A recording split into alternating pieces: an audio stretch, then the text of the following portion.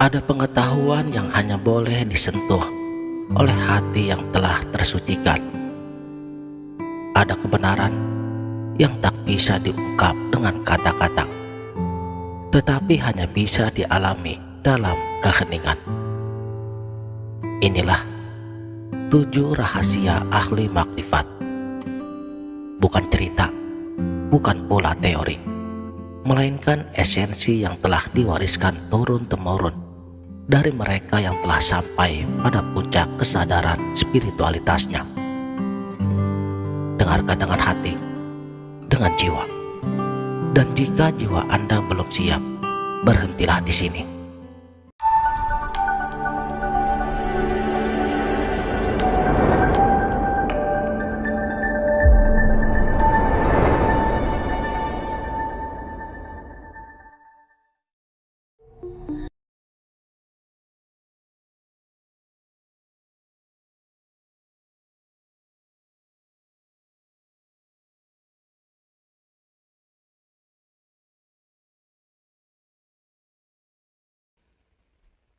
Bismillahirrahmanirrahim.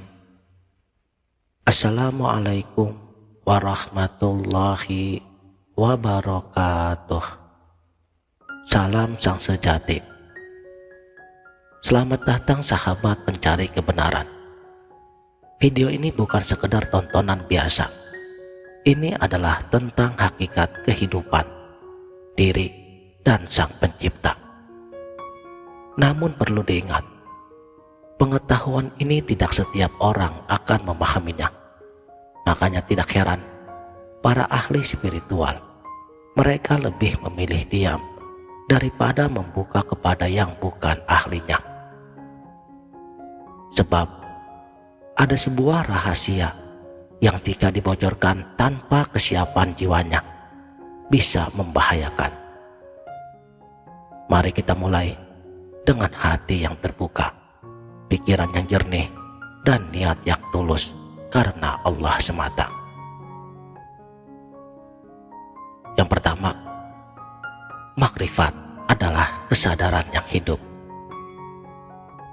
Makrifat bukanlah sebuah ilmu dari hasil membaca untuk dihafalkan, melainkan sebuah kesadaran yang hidup di dalam dirinya, seperti api yang tak bisa dijelaskan dengan kata-kata.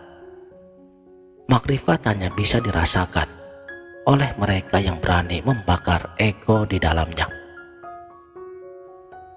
Ahli makrifat sejati, mereka tidak pernah mengaku berilmu, karena mereka telah menjadi ilmu itu sendiri. Sebagaimana yang dikatakan oleh Syekh Abdul Qadir Al-Jailani.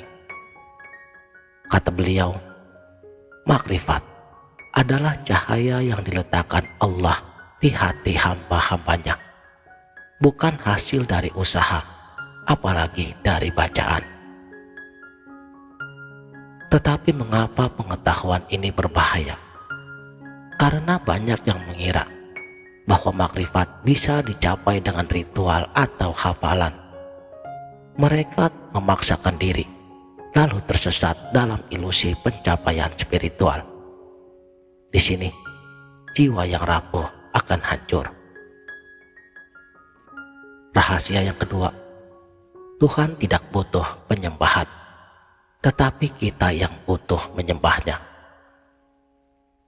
Seluruh ritual ibadah seperti zikir dan doa bukan untuk Tuhan, tetapi untuk menyadarkan kita. Tuhan tidak membutuhkan pujian karena Dialah sang pemberi kebutuhan. Di dalam kitab Al-Hikam, Syekh Ibnu Athaillah, beliau menulis, amalmu adalah bayanganmu. Jika kamu hadirkan Tuhan di dalam amalmu, itulah hakikat ibadah. Seperti yang kita ketahui, selama ini banyak yang terjebak pada formalitas ibadah. Mereka menyombongkan sholatnya, puasanya, lalu lupa bahwa esensi ibadah adalah penghambaan diri secara total. Masalahnya di sini, kenapa hal ini pun harus dirahasiakan? Sebab jika dibuka sembarangan, yang dikhawatirkan kebanyakan bagi orang yang belum benar-benar memahaminya, mereka akan cenderung meremehkan syariat. Padahal syariat adalah tangga menuju hakikat. Rahasia yang ketiga, dirimu yang sejati adalah dia hakikat yang kau cari. Rahasia yang ketiga ini adalah pencarian dirimu selama ini, bukan mencari Tuhan di langit. Karena ia sudah bersifat laisa kamitslihi syai'un. Apapun yang kamu ingat, yang kamu rasakan, bukan dia. Karena bukan serupa apapun lagi. Tetapi mengenal Tuhan yang telah ada meliputi dirimu luar dan dalam. Diri yang telah esa. Tubuh hanyalah sebatas wadah. Pikiran hanyalah alat. Dan diri sejatimu adalah nur ilahi, percikan cahaya Tuhan. Tapi mengapa ini berbahaya? Karena jika disalahpahami, manusia akan menganggap dirinya Tuhan, seperti Fir'aun. Nauzubillah. Padahal makna yang sebenarnya adalah yang ada hanya dia. Artinya, pada hakikatnya, maka yang tidak ada tidak layak lagi untuk mengaku aku tidak ada. Rahasia yang keempat adalah kematian adalah kebohongan terbesar. Kematian hanyalah ilusi bagi ahli makrifat. Yang mati hanyalah jasad, sementara ruh, ia tetap hidup dalam dimensinya.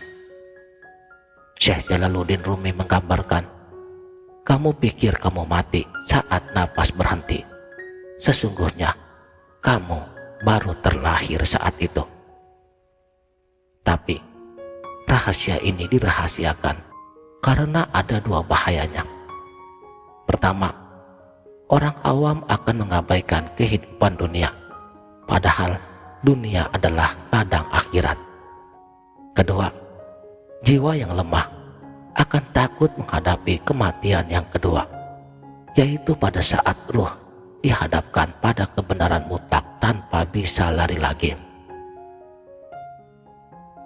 Rahasia yang kelima, dosa dan pahala adalah sekolah untuk anak rohani. Konsep surga dan neraka, pahala dan dosa adalah pelajaran dasar untuk pemula. Dan ahli makrifat, mereka telah melampaui semua ini. Karena cinta mereka pada Tuhan tidak lagi didasari imbalan atau takut akan hukuman. Syekh Ibnu Arabi di dalam Fusus Al-Hikam, beliau menulis, orang beribadah karena surga seperti berdagang, dan orang yang beribadah karena takut akan nerakanya, ia seperti budak. Sedangkan orang yang beribadah karena cinta, itulah kekasihnya. Hal seperti ini juga berbahaya jika diungkapkan kepada yang belum siap. Mereka akan merusak tatanan sosial dengan menganggap semua hal boleh dilakukan.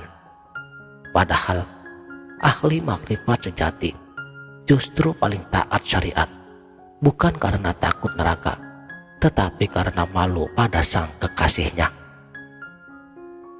Rahasia yang keenam, alam semesta adalah ayat-ayat Tuhan. Segala yang kamu lihat, kamu dengar, dan rasakan hanyalah bayang-bayangnya dari realitas absolut. Alam semesta adalah ayat-ayat Allah yang terus bermain dalam kesadarannya. Syekh Ibnu Arabi menyebutkan, tajalli, manifestasi Tuhan melalui ciptaan. Tapi seperti kata Lao Tzu, Tao yang bisa diucapkan bukanlah Tao yang abadi.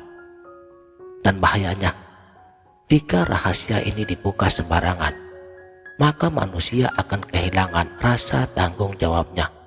Mereka akan berkata, jika semua ilusi, untuk apa berbuat baik?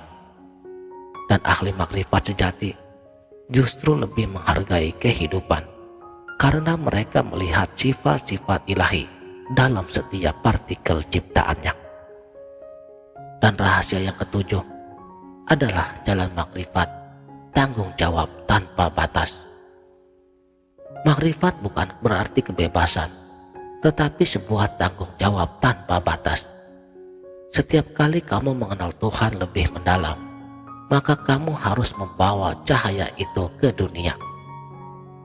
Ini sesuai dengan sabda baginda Nabi Shallallahu Alaihi Wasallam. Orang berilmu adalah pewaris para nabi. Tapi mengapa ini paling berbahaya? Karena banyak yang mencapai makrifat lalu lari ke gua, meninggalkan masyarakat. Padahal makrifat sejati adalah menjadi hamba sekaligus raja. Hamba di hadapan Tuhan dan raja yang melayani sesamanya. Jika rahasia ini diabaikan, ilmu makrifat akan menjadi racun yang merusak jiwa dan tatanan sosial di tengah masyarakat.